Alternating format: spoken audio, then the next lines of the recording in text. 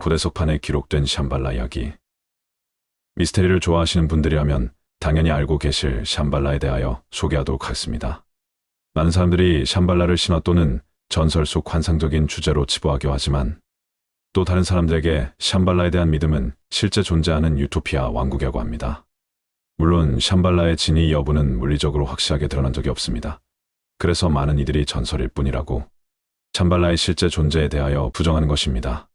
실제로 고대의 오래된 문헌 속에 샴발라가 자주 등장하는 것을 보면 마냥 전설로만 치부하기에는 무리가 있을 것 같습니다. 그래서 준비했습니다. 믿고 안 믿고는 각자의 몫에 맡기도록 하고 시작했습니다. 샴발라. 샴발라의 뜻은 평화의 장소 또는 침묵의 장소를 의미하는 산스크리트어에서 파생된 단어입니다. 샴발라는 어느 한 지역을 뜻하는 단어가 아닌 1000개의 이름을 가진 땅의 이름을 말한다고 합니다.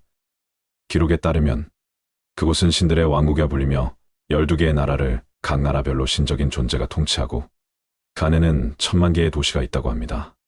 샴발라가 금단의 땅, 하얀 물의 땅, 빛나는 영혼의 땅, 살아있는 불의 땅, 살아있는 신들의 땅, 심지어 경이로운 땅 등 다양한 땅으로 불리기도 합니다.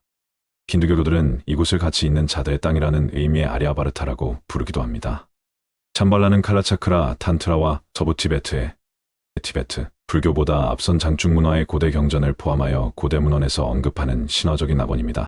전설에 따르면 마음이 순수한 자만이 살 수 있는 땅, 즉 깨달음을 얻은 자만이 살 수 있는 땅이라고 합니다. 따라서 신화적인 불교 왕국인 샴발라는 사랑과 지혜가 지배한 곳이며 고통, 궁핍으로부터 자유롭고 영원히 늙지 않는 곳이라고 합니다.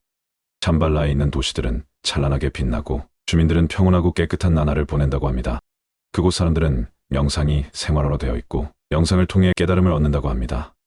샴발라에 대한 기록은 고대에 기록된 문헌들, 종교의 경전, 그리고 석판에 기록된 글 등에서 찾아볼 수 있으며 그 안에는 현대인의 관점으로는 도저히 상상하기도 이해하기도 어려운 비밀스러운 이야기가 담겨 있습니다.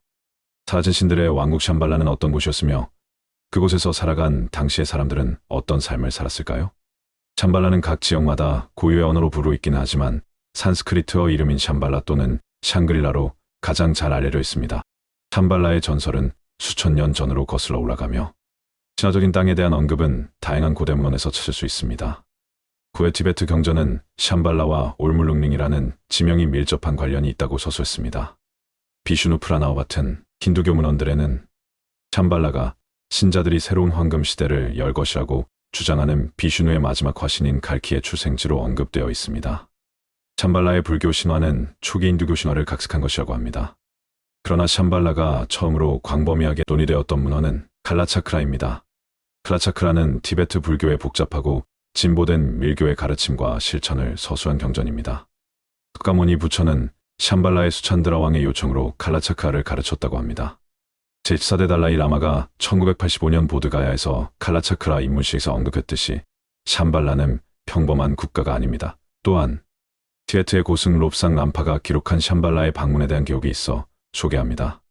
소개하는 입장에서 글이 너무 난해하여 제 기준에서 읽기 편하게 각색됐다는 점 양해 바라겠습니다. 한동안 끝없이 계속되는 숲이 끝나고 다시 뜬 넓은 평지가 또다시 끝없이 펼쳐져 있다니 히말라야 속 해발 8,000m라는 지형 속 광활한 평지를 발견한 것에 놀라지 않을 수가 없었습니다. 저 멀리 끝에는 마치 하늘까지 닿는 유리판처럼 빛나는 다른 말로 표현한다면 천국의 창문처럼 보이는 반짝거리는 커다란 도시였습니다. 그런데 이 도시는 마치 살아있는 것처럼 느껴질 만큼 생기가 돋아 있었습니다. 그리고 그 빙하처럼 느껴지는 반짝거리는 유리처럼 생긴 도시 밖으로 높게 튀어나와 있는 건물들도 있었습니다. 그러나 마치 새로 지은 새 건물처럼 벽돌 하나도 손상된 부분이 하나 없이 매끄럽게 잘 지은 건물이었습니다. 이때 나의 스승 밍야돈도 따마가 넋을 잃고 바라보고 있는 우리의 침묵을 깨며 말했습니다. 이 사람들아, 50만 년 전에는 이것이 바로 신들의 집이었다네. 이곳은 우리와는 전혀 다른 종류의 인간이 사는 쾌적한 해변의 휴양지였지. 그 건물의 주인들, 그 초인들은 지금의 보통 사람들의 곱절이 넘는 커다란 몸집이었지. 여기까지가 티베트의 고승 롭상 람파의 기록이라고 합니다.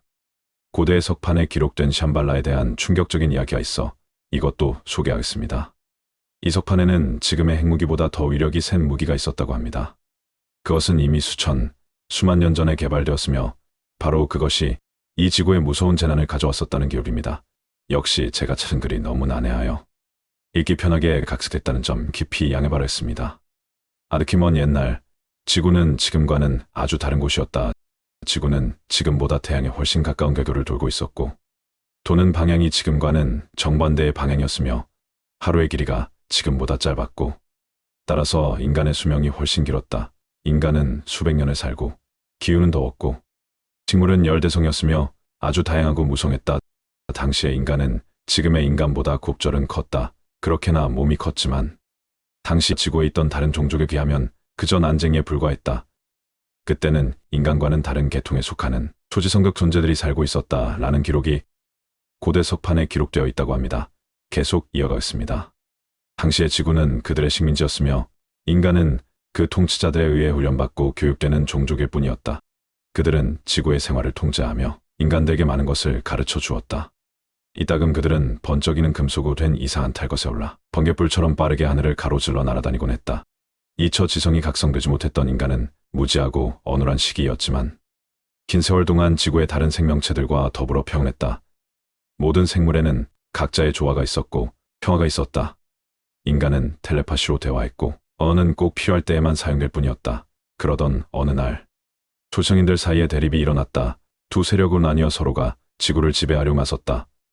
어떤 초인들은 서로를 죽인 것에 서슴지 않았고 평화롭던 지구는 두 갈등과 투쟁으로 변질되어 갔다. 오랜 기간 초인들은 전쟁을 치렀는데 그러던 어느 날 엄청난 폭발과 동시에 지구 전체가 흔들리며 그로 인해 지구의 궤도는 한순간에 방향이 바뀌었다. 시뻘건 불꽃과 연기가 지구를 감쌌고 몇 달이 지날 때쯤 하늘에서 이상한 징조와 함께 지구를 향해 커다란 행성 하나 다가오고 있는 것이 발견되었다. 무서운 속도로 달려드는 행성은 지구와 충돌할 것만 같았다. 이 행성이 지구에 가까워 올수록 밤낮으로 폭풍의 울부짖음이 계속됐고 파도는 거대해져 땅 위를 덮쳐 많은 것들을 써가고 집어삼켰다.